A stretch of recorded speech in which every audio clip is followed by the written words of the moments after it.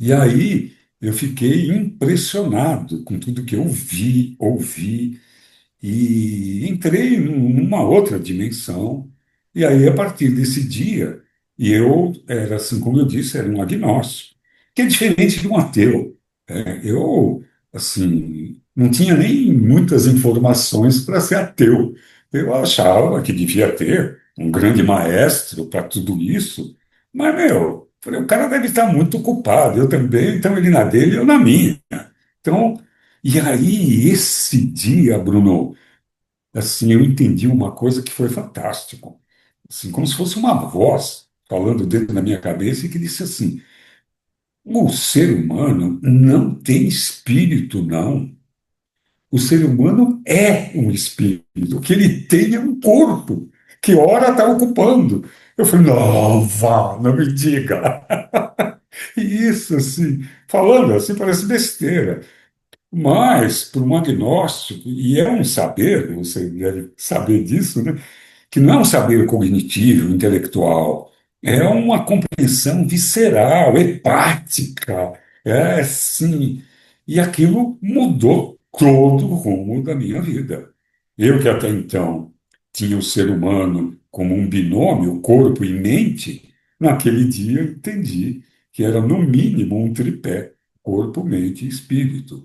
E aí mudou toda a minha orientação e aí eu comecei a estudar as questões da espiritualidade e fui até hoje, nunca mais parei, isso é dos anos 80. E aí eu fui conhecer tudo aquilo que aparecia para eu entender. E fiquei nessa escola durante alguns anos, né?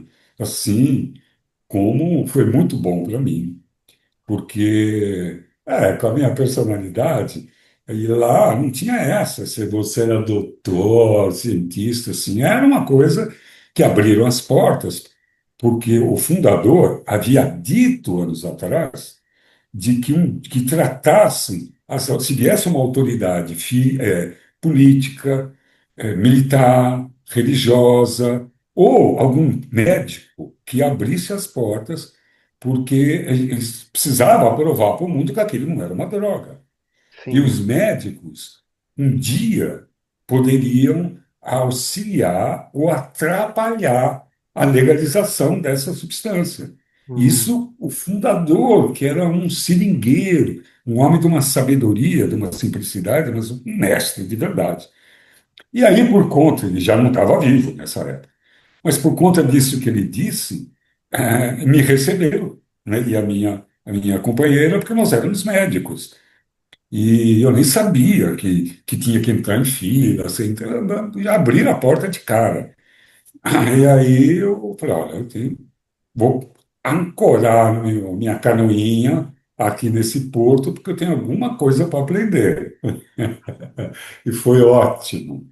E era assim, comecei fazendo parte, né, como todo mundo, lavando banheiro, porque tudo que tem lá, acho que até hoje é feito, como todas as igrejas, tudo pelos irmãos, né? Todo sim. mundo, os Todo irmãos e as mundo irmãs, participa. todo mundo participa. E aquilo fez muito bem para mim.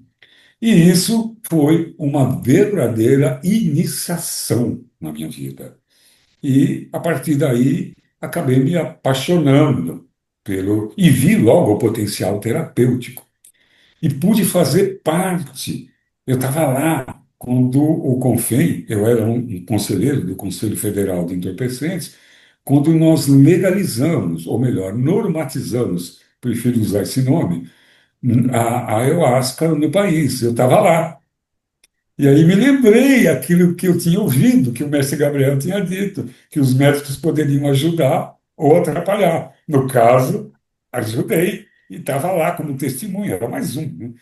E foi muito legal aquilo para mim, porque eu já nem estava mais na União do Vegetal, quando eu fiz parte desse conselho, mas sempre tive e ainda tenho uma enorme gratidão por essa escola que me acolheu e que me tratou do jeito que eu precisava ser tratado mesmo, como um neófito, um moleque que está chegando, não entende nada e vai aprender aqui.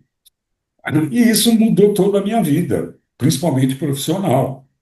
E hoje eu tenho trabalhado com outros enteógenos, a psilocibina, estudado.